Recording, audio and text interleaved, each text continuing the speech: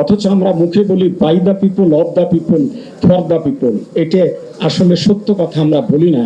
জনমত সৃষ্টি করা উচিত, বিজ্ঞজনদের বসা উচিত এবং এ বিষয়ে কার্যকর করা উচিত। কালো আইন বাতিল করব, কিন্তু ক্ষমতার মসনদে বসেই বলে আমি তো আর কালো দেখিনি, এটা তো সাদা আইন।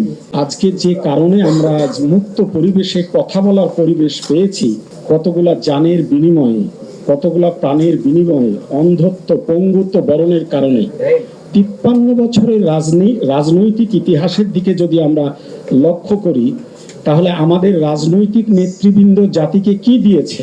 আমরা যে সংবিধানটা পেয়েছিলাম, সেই সংবিধানকে বারবার ব্যক্তির স্বার্থে এবং ম্যালাফাইড ইন্টেনশনে সংশোধন করা হয়েছে, জনস্বার্থে নয়। অথচ আমরা মুখে বলি by the people, of the people, for the people. এটা আসলে সত্য কথা আমরা বলি না।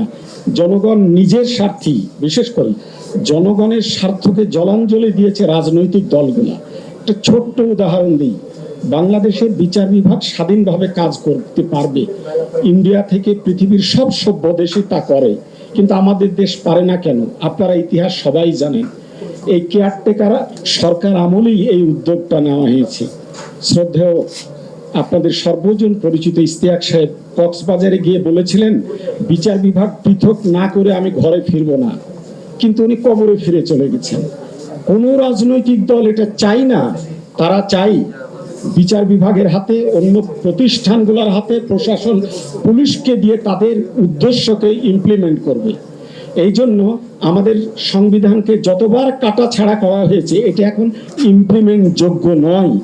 এই বেসিক স্ট্রাকচার অফ কনস্টিটিউশন সম্পর্কে যা বলা হয়েছে তা ভয়াবহ, এবং আমরা বিজ্ঞজনেরা সবাই সেটা জানি। এই জন্য আমি বলতে চাই যে প্রেক্ষাপটে আজকে পরিবর্তন এসেছে, বিজ্ঞজনদের উচিত, আপনারা সাংবাদিকদের উচিত এই পরিবেশে আমাদের জনমত সৃষ্টি করা উচিত, বিজ্ঞজনদের বসা উচিত এবং এ বিষয়ে কার্যকর করা উচিত, যেটা আমরা চাচ্ছি।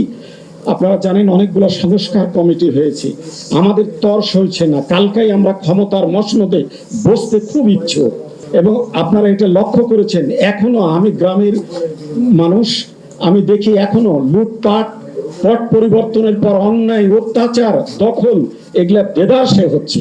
এটা তো কাম্য নয়।